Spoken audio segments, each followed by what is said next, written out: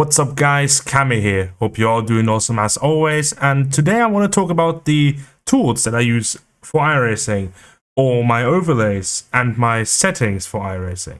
The tools that I use to learn iRacing, and some miscellaneous stuff that I use for iRacing as well. Cue the intro!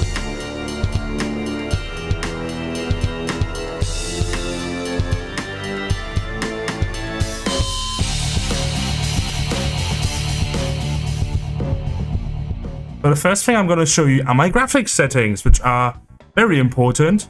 They get your iRacing going and either will kill your performance or will help your performance. So my PC is pretty stacked up. I'm going to put the specs on the screen right now.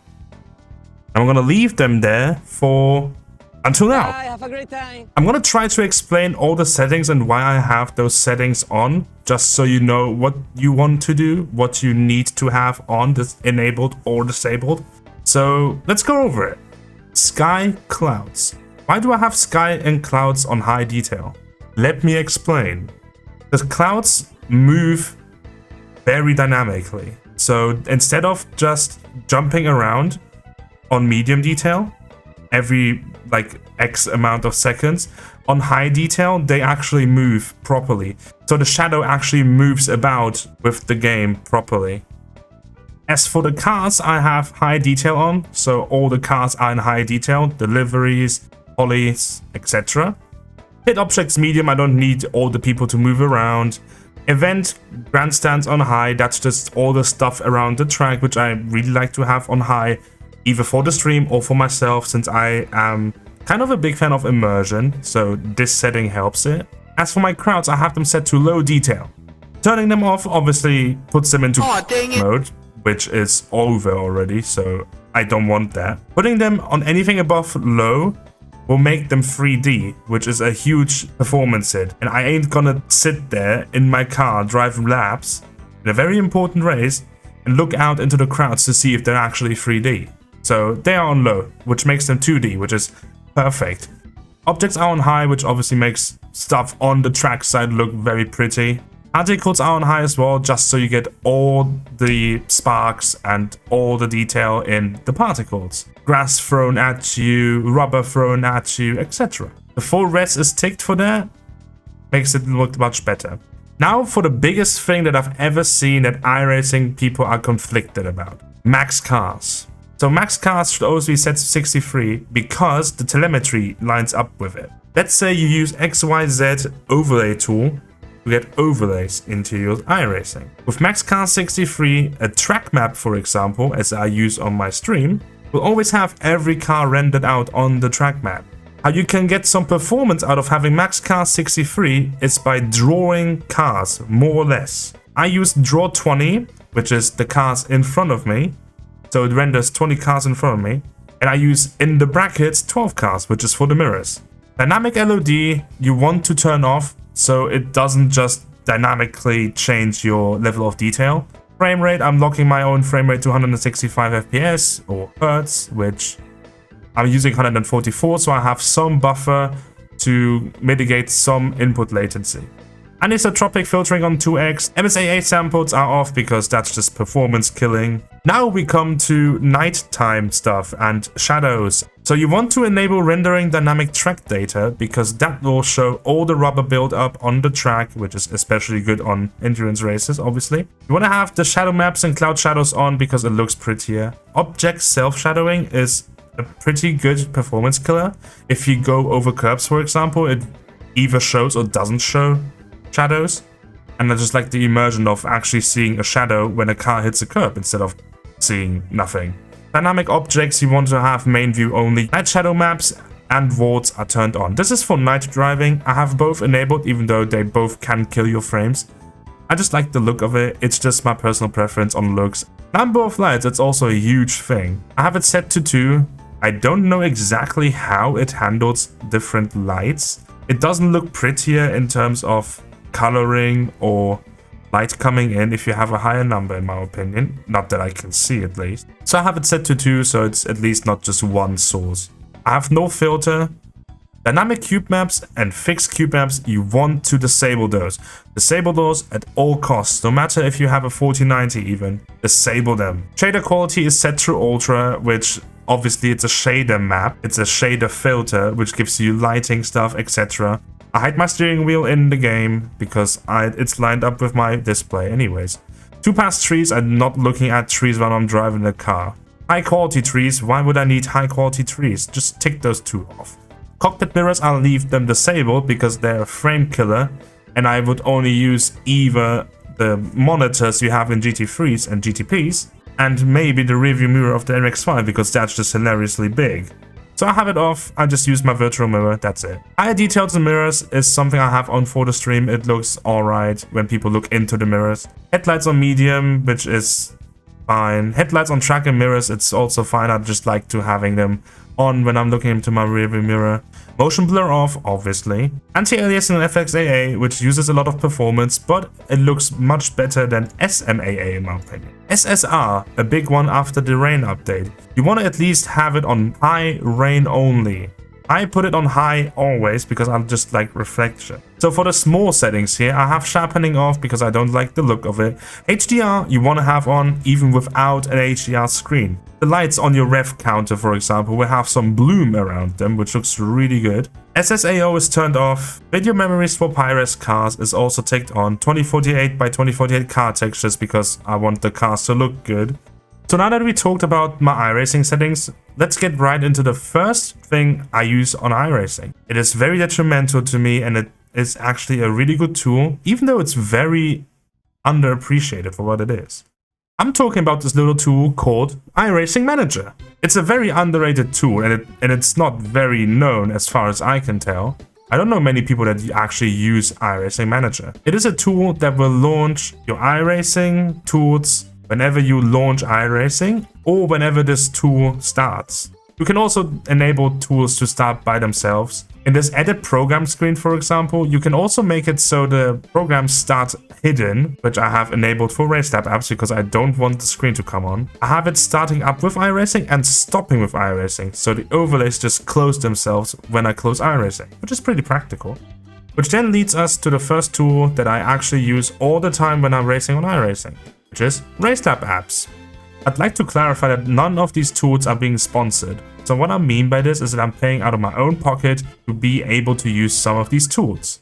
I'm specifically using those tools because I just like using them. They are very handy, they are easy to use. I've been using them for years now and I couldn't be happier. RaceLab apps is probably one of the most handiest tools that I use on iRacing because it shows me all the data that I need while I'm driving the car. So the main overlay that I use is the relative. It's pretty simple, it's pretty self-explanatory. It shows you all the cars around you in real time. I have it set to show the car number because I want to see who is in front of me, who's behind me. I have the tire compound set to enabled so I can see what tire compounds people are running. So I can tell if people are starting on wets or dries, how old the tires are, etc. I have the ratings turned on so I can see the ratings of people in front of me, behind me, and my own rating. Fun fact, sometimes I use the iRating number on my relative to know if I should actually fight with someone on iRacing or not. Another thing that I have on, which I don't see many people actually do, is I have the last lap times turned on my relative. So whenever I look down and if I'm battling with someone, I have the relative time ahead of them, for example, which may be 2 seconds for prime example now. But I can also see their last lap time to see if I can improve, if they are improving, if they are slowing down, if they are saving tires maybe or fuel. So I have this enabled, it's really handy. Another thing that I have on my RaceLabs is the fuel calculator. I have this widget turned on, but I have it off the screen for the stream. So I have it on the very right side of my monitor. What I also have on is the pit window. It'll show you in green when I can pit, when my pit window is open for it to be logical. Time until empty is pretty handy. See if you can actually squeeze the finish or not. At the top I have the fuel window status, which is pretty handy. It'll calculate how much fuel you need and you can just adjust by it. And I have a bar and the liters that I have in the car. Another overlay that I use is a track map. As I said, with 63 cars rendered, it always shows all the cars. It's just pretty handy to see in multi-class where the people are, how far ahead a class is or how far behind a class is. Another big one that just came out recently with the rain update is the weather monitor. It shows you how wet the track is with the track wetness tool. It either shows you if it's dry or if it's lightly wet or if it's fully drenched. The participation tool is kind of wonky. Sometimes it'll show you 0% even though it's raining. But sometimes it also peaks at ridiculous numbers even though it's not raining a lot. So another thing that I don't really look a lot at is the wind tool. It's just handy if you go around and you just want to check because the car may feel weird around the corner. So you can always check the wind and you'll be fine. The second tool we're going to look at is a very tiny one, as you can see on the screen. It's training paints. It's a very detrimental tool to iRacing in my opinion, and it just immerses the sim way more than anything else in my opinion. Training paints is pretty self-explanatory as it offers liveries for the cars. You can upload your own livery, you can use paints that are being made for cars, either old school liveries or new liveries. It's a pretty handy tool, there's nothing more to say. It's a free tool, which I think everyone should use. The best tool there ever is in my opinion. Let's talk about Garage 61, the next tool in this video.